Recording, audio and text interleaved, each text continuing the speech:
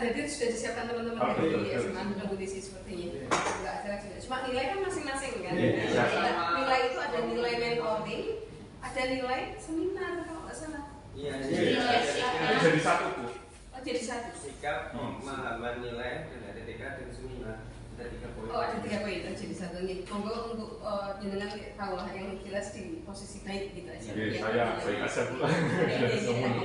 Kita nggih, saya tak ke seminar dulu. Siap, terima kasih Bu. Nanti kalau sudah selesai dengan lanjutan, kita nggih ada pertanyaan. Nanti biar kita masuknya gitu. Jadi para difoto. Yang terhormat Bu Mentor, Bu Indah, yang terhormat rekan-rekan peserta orientasi penilaian dan etika P3K Provinsi Jawa Tengah tahun 2024. Pada kali ini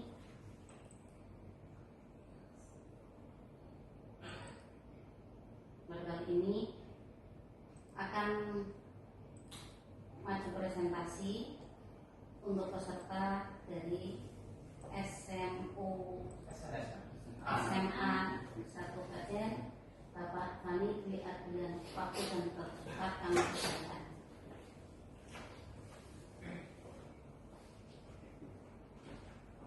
Terima kasih. Assalamualaikum warahmatullahi wabarakatuh. Waalaikumsalam. Yang terhormat Ibu Indah Muslihatun selaku mentor, yang kami hormati rekan-rekan P3K semua. Di sini saya akan menyampaikan seminar laporan orientasi pengenalan nilai dan etika bagi P3K Provinsi Jawa Tengah angkatan 53 sampai 57 tahun 2020. Biodata observasi. Perkenalkan, nama saya Fani Dwi Ardian, Unit SMA 1 Kajen. Mapel saya mengajar guru penjas podcast. Di sini RHK saya akan terkelolanya kegiatan pengembangan kompetensi guru dan tenaga. Yang berikutnya meningkatnya komitmen melalui peran sebagai partisipasi observasi praktek pembelajaran. Mohon maaf, saya akan geser. Ya, Pak. Kualitasnya tingkat kesesuaian kegiatan pengembangan diri melalui observasi teman sejawat. Yang pertama, melaksanakan persiapan observasi.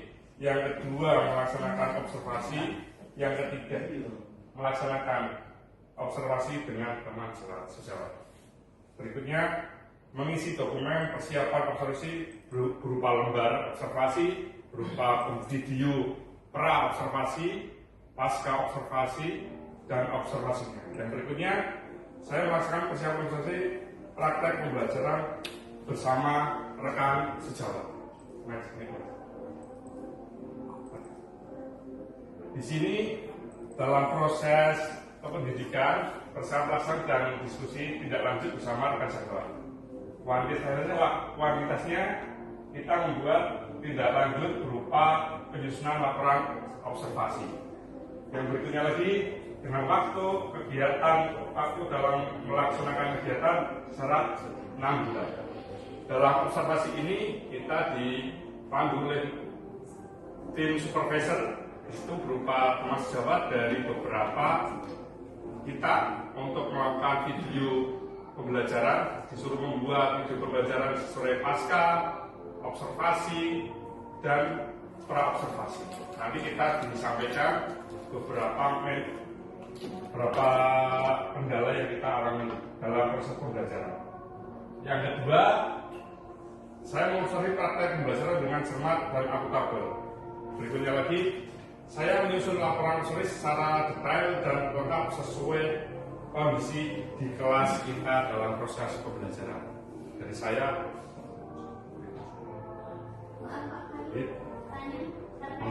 observasi pembelajaran rekan sejawat di situ dimulai dari melakukan pasca dulu, misalkan pasca dulu, observasi dan pasca. Dari ketiga kegiatan itu kira-kira kendalanya lebih berbeda di hadapan bagian.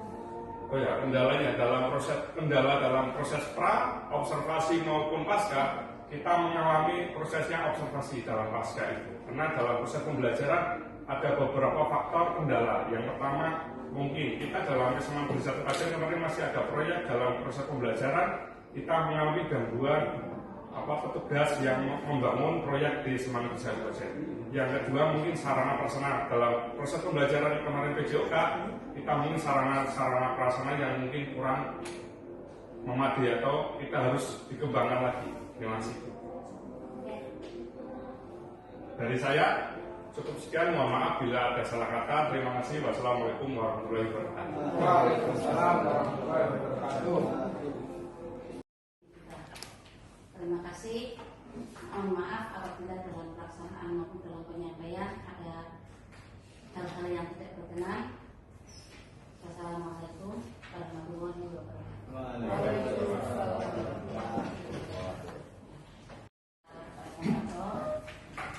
Untuk berikutnya yaitu pemaparan dari mentor Ibu Linda, waktu berdasarkan persilakan. Terima kasih. Bismillahirrahmanirrahim. Assalamualaikum warahmatullahi wabarakatuh. Yang saya hormati Bapak Ibu Menti ya, peserta seminar kegiatan orientasi P3K ya, angkatan 53 sampai 57. Ya, alhamdulillah kita sudah melaksanakan, Bapak Ibu sudah melaksanakan seminar terkait dengan RHK dari Bapak Ibu semua. Saya bisa simpulkan di sini ada beberapa RHK rencana hasil kerja yang Bapak Ibu rencanakan. Yang pertama adalah tentang pembelajaran yang merefer atau merujuk pada KSP ya, kurikulum satuan pendidikan. Yang kedua adalah tentang peningkatan kompetensi ya, baik melalui komunitas belajar PMM atau secara mandiri. Kemudian berikutnya observasi teman sejawat dan kemudian tugas tambahan sebagai wali kelas ya. Bapak Ibu yang saya hormati, tugas pokok Bapak Ibu adalah selaku pendidik, selaku pengajar, tentu memang yang paling utama adalah melaksanakan pembelajaran berbasis KSP ya. Untuk pembelajaran ini tadi saya lihat Bapak Ibu melaksanakan atau akan melaksanakannya adalah mulai dari perencanaan, pelaksanaan dan evaluasi. Sebenarnya ada satu lagi Bapak Ibu yaitu refleksi dan tindak lanjut ya, refleksi dan tindak lanjut. Artinya ketika Bapak Ibu telah merencanakan dengan baik, kemudian melaksanakannya, kemudian ada evaluasi yang berupa penilaian, maka ini perlu ditutup dengan refleksi. Karena Bapak Ibu kita perlu masukan dari anak-anak ya, karena kita untuk kurikulum merdeka pembelajarannya kan pembelajaran paradigma baru di mana kita berpusat pada peserta didik. Nah, kalau berpusat pada peserta didik ya kita perlu mendengarkan nih yang dimaui peserta didik itu apa. Kita perlu mendengarkan masukan-masukan dari peserta didik. Barangkali mereka mungkin ada hal-hal yang ingin disampaikan kepada kita terhadap pembelajaran yang sudah kita lakukan. Mungkin apa suaranya kurang keras sehingga yang belakang tidak mendengar, atau mungkin tulisannya tidak terbaca ya, sangat kecil atau apapun gitu ya, atau yang guru olahraga mungkin yang putri merasa risih kok kadang pegang-pegang gitu ya. Artinya ini kita perlu mendengarkan masukan anak-anak untuk perbaikan pembelajaran kita. Nah ini di ranah refleksi ya, dan kita perlu membudayakan refleksi tentunya ya. Oke. Kemudian ketika sudah ada refleksi, kita tahu apa sih keunggulan kita. Artinya tidak hanya tentang kelemahan kita, tapi keunggulan kita. Supaya kita tahu bahwa ini sesuatu yang perlu kita pertahankan, kita kembangkan. Ya. Karena anak-anak senang pada kita, senang pada pembelajaran kita itu apanya gitu loh. Ya, apa mungkin penjelasannya detail, apa mungkin care-nya Bapak Ibu terhadap anak-anak gitu ya, atau pilihan-pilihan kata yang apresiatif. Nah, itu kita juga perlu mengulik dari anak gitu ya. Itu dari refleksi. Nah kalau sudah ada refleksi, kita tindak lanjut yang kebaikan-kebaikan kita dilanjutkan, kemudian kekurangan kita ya coba kita tutup lah ya, sesuai dengan apa sih kemampuan kita, sebatas kemampuan kita. Itu untuk perencanaan, pelaksanaan, dan kemudian Bapak Ibu untuk pelaksanaan yang itu juga perlu direncanakan dengan baik bahwa paradigma baru, pembelajaran paradigma baru, kita tidak hanya mengajarkan kompetensi kepada anak, tapi juga pengembangan karakter. Ya, jadi jangan lupa Bapak Ibu ketika merencanakan, Bapak Ibu juga sudah harus merencanakan karakter apa sih yang akan saya kembangkan melalui pembelajaran ini. Nah, kalau misalnya karakternya berkolaborasi, maka tentu pembelajarannya harus didesain supaya anak-anak itu berkembang skill kolaborasinya. Gitu. Kalau mandiri misalnya ya desainnya seperti apa supaya anak-anak bisa belajar mandiri bertanggung jawab. Gitu. Jadi pengembangan karakter itu juga menjadi sesuatu yang perlu Bapak Ibu pikirkan. Ya. Berikutnya adalah pembelajaran berdiferensiasi Bapak Ibu. Ya, ini sesuatu yang menjadi wacana yang terus didengungkan oleh kurikulum Merdeka. Kenapa begitu? Pembelajaran diferensi itu dalam rangka membuat anak-anak senang belajar. Kalau anak-anak memang dia kapasitasnya semua tiap anak itu kan unik ya. Tidak semua anak itu punya kapasitas yang sama dalam penguasaan setiap mata pelajaran. Ya, kalau anak-anak yang memang di bidang misalnya matematika itu tidak menguasai sekali, ya tidak harus kemudian kita paksa untuk sama dengan yang lain yang senang matematika. Ya, ini pembelajaran ketika anak-anak itu kita layani sesuai dengan kapasitasnya, sesuai dengan kebutuhannya, maka anak-anak akan menjadi senang belajar, Bapak Ibu. Kenapa anak-anak tidak senang matematika misalnya? Itu karena gurunya terlalu menuntut. Ya kamu harus pintar sama dengan teman kamu begitu ya. Tapi kalau kita memahami bahwa oh ya kapasitasmu itu tidak sebaik temanmu, maka ketika pembelajaran ya bagaimana kita melayani dia sesuai dengan kebutuhannya. Ujian pun atau penilaian pun tidak perlu sama dengan temannya. Ya tentu grade nilainya juga nanti beda, nggak masalah karena memang beda gitu ya. Gitu. Termasuk dalam metode pembelajaran yang disesuaikan dengan kebutuhan atau gaya belajar anak misalnya. Ya, jadi pembelajaran berdiferensiasi itu kenapa penting itu dalam rangka membuat anak tetap termotivasi untuk belajar. Ketika kita nggak diferensiatif, maka anak malas belajar. Anak-anak nggak suka olahraga, misalnya dituntut untuk bisa olahraga, malas ya karena dia merasa sangat dituntut. Gitu. Tapi ketika kita bisa memahami kebutuhan anak, maka mereka akan senang belajar. Yang berikutnya adalah KSD Bapak Ibu. KSD itu apa Bapak Ibu? Kompetensi sosial emosional. Ya, ini terkait dengan disiplin positif. Bagaimana kita menumbuhkan kesadaran anak-anak secara internal, intrinsik ya dari dalam untuk bisa patuh, untuk bisa disiplin. Maka kesepakatan kelas, terima kasih tadi Bapak Ibu sudah banyak menyinggung tentang kesepakatan kelas. Karena sekarang yang dilakukan trennya bukan lagi hukuman, tetapi konsekuensi. Ya, itu berasal dari kesepakatan bersama. Satu itu, yang kedua adalah mungkin karena ini anak-anak belajar 1 hari penuh ya, ice breaking mungkin itu perlu direncanakan juga pada perencanaan. Ya, ice breakingnya apa? Nggak usah ice breakingnya kemudian perlu musik dan sebagainya. Mungkin yang sederhana aja, mereka stretching lah, mungkin bisa ya, atau ice breaking sederhana itu perlu direncanakan. Kemudian berikutnya adalah pilihan kata Bapak Ibu. Ya, hati-hati untuk pilihan kata, jangan sampai Bapak Ibu menyampaikan anak-anak itu bodoh, ya, anak-anak itu goblok, maaf ya. Atau tambah ini dia yang biasanya guru begitu. Misalnya ada anak yang bertanya kemudian, aku dari tadi ngapain? Kok nggak paham gitu? Kan sudah saya terangkan. Jadi kalau seperti itu maka anak sudah nggak mau bertanya. Gitu.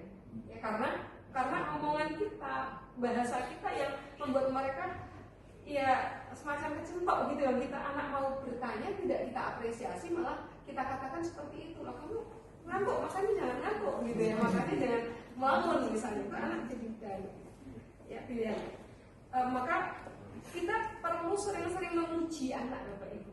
Ya, karena ketika kita dipuji itu kita senang gitu ya. Nah ketika senang maka kita akan termotivasi untuk belajar. Kenapa anak-anak bolos? Kenapa anak-anak tidak tertib itu? Bisa jadi karena kitanya sendiri yang mungkin tadi pilihan katanya tidak kita perhatikan, kemudian care atau perhatian kita pada anak-anak juga kurang dan sebagainya, maka kita perlu introspeksi. Ya. Oke, itu kemudian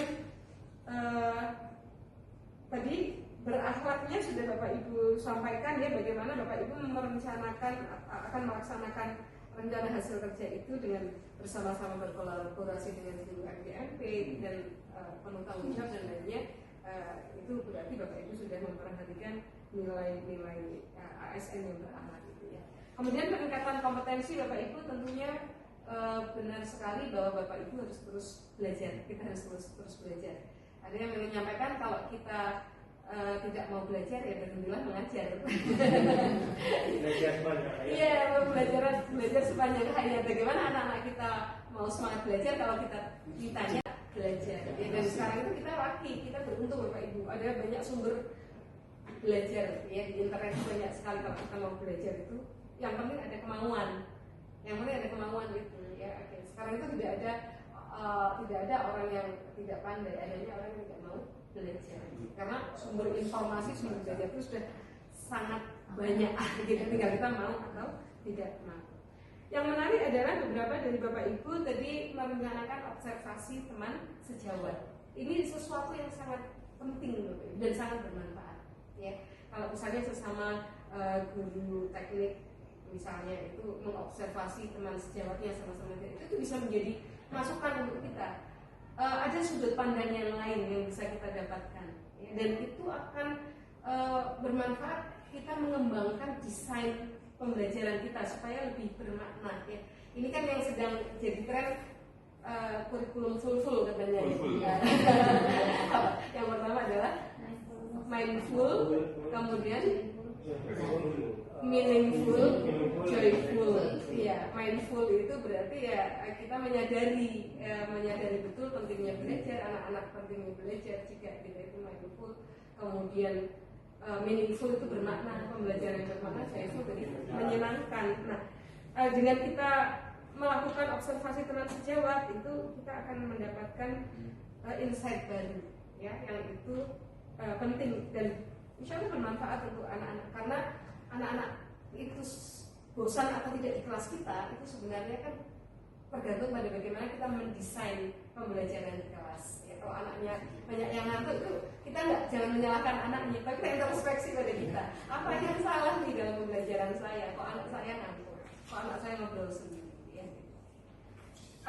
Ini di Jepang tren Bapak Ibu mungkin ingat ketika observasi teman sejawat itu sangat dikembangkan di Jepang dengan program yang namanya lesson study. Ya, lesson study. Dan itu sangat bermanfaat untuk peningkatan kualitas pembelajaran Bapak Ibu. Jadi kalau kita guru-guru yang sudah senior itu kadang-kadang ngajar kan apa adanya, yang penting ngajar, bawa buku, ada LKS saja atau bahkan tidak bawa buku begitu ya, tanpa desain yang detail gitu ya. Ini teman-teman yang baru P3K, ASN yang baru diangkat, ayo kita syukuri, Bapak Ibu syukuri pengangkatan ini dengan cara benar-benar jadi sutradara yang baik ya untuk kelas, untuk pembelajaran yang baik gitu. Jadi benar-benar by design, sampai membentuk kelompok itu harus didesain. Ini mau kelompoknya anak-anak milih sendiri atau kelompoknya disusun oleh kita, itu harus ada maksudnya. Kalau Bapak Ibu bagaimana kalau membentuk kelompok biasanya? Nah, saya contohkan, saya selalu berhitung sesuai dengan nomor sejumlah. Berarti acak yang lain. Selalu setiap pertemuan itu saya selalu ganti di kelas yang sama, misalnya setiap pertemuan misalnya ada kegiatan di situ juga, terus saya acak terus. Jadi selalu berganti, istilahnya pemerataan dalam suatu kelas. Oke, itu manfaatnya adalah anak-anak beradaptasi, belajar beradaptasi dengan siapapun, ya, dengan menyampaikan bahwa ya kamu harus bisa menyesuaikan diri dengan siapapun rekan kerja kamu. Gitu. Tapi suatu saat perlu didesain Bapak Ibu. Misalnya yang pinter itu dikelompokkan tersendiri, karena ini nanti untuk expert misalnya, ya. Atau dicampur mungkin. Yang pinter selalu ada di setiap kelompok. Dalam hal ini untuk mengajari yang kurang pinter misalnya. Jadi jangan acak terus. Ya kadang-kadang kita perlu mendesain kenapa sih harus ada yang pinter. Kenapa sih kok misalnya yang lemah semuanya dikumpulkan. Gitu. Kan kadang-kadang kalau semuanya tidak aktif, mau tidak mau nanti akan muncul pemimpin di situ untuk anak-anak yang tidak aktif itu. Ya. Jadi benar-benar everything in detail itu harus direncanakan dengan baik. Ya. Itu diantara gunanya observasi teman sejawat. Kemudian tugas tambahan, tadi ada yang menyampaikan beberapa sebagai wali kelas. Bapak Ibu pasti punya putra putri yang sekolah ya. Coba diteni, kalau dapat wali kelas yang baik, itu pasti anaknya senang belajar. Ya, oke. Ini penting peran wali kelas oleh ngopeni anak-anak, oleh mendampingi anak-anak, oleh memotivasi anak-anak itu sangat penting. Maka jadilah wali kelas yang yang inspiratif untuk anak-anak. Bapak Ibu pasti wali kelas ya. Karena kalau kelas wali kelasnya bagus, pasti kelasnya rapi, kelasnya bersih, dan anak-anaknya itu tertata. Organisasi kelasnya itu bagus. Ya. Sampai tempat duduk itu harus geser atau tidak, ya itu tergantung wali kelasnya. Jadi tadi pengembangan soft skill karakter itu wali kelas juga ikut berperan di situ. Ya, misalnya ada konflik-konflik di kelas itu, kalau ada di Bapak Ibu ada jam pembinaan wali kelas ya? Ada. Nah itu benar-benar masuk dan hadir, dan kalau kamu punya kurikulum sendiri apa yang akan saya lakukan terhadap anak-anak ya, terkait kedekatan kita dengan anak-anak, terkait dengan problem solvingnya anak-anak dan sebagainya ya, terkait dengan menata kelas ya, itu Bapak Ibu perlu punya kurikulum sendiri untuk Bapak Ibu, untuk anak-anak Bapak Ibu yang Bapak Ibu sebagai wali kelasnya, karena you are the director of your class gitu. Ya, akan mau dibawa kemana kelas Bapak Ibu yang Bapak Ibu wali kelasnya itu benar-benar dari desainnya Bapak Ibu ya, termasuk di pembelajaran. Mungkin itu Bapak Ibu, terima kasih Bapak Ibu tadi sudah menyampaikan RHK-nya. Mudah-mudahan RHK ini tidak berhenti sebagai RHK, tapi benar-benar dilaksanakan ya. Dan apa yang saya sampaikan mudah-mudahan bermanfaat sebagai insight atau sudut pandang yang lain saja tentang bagaimana untuk menjadi ASN yang baik. Kalau kita baik, insya Allah kita berkah. Ya mungkin itu, terima kasih. Kurang lebihnya saya mohon maaf. Assalamualaikum warahmatullahi wabarakatuh.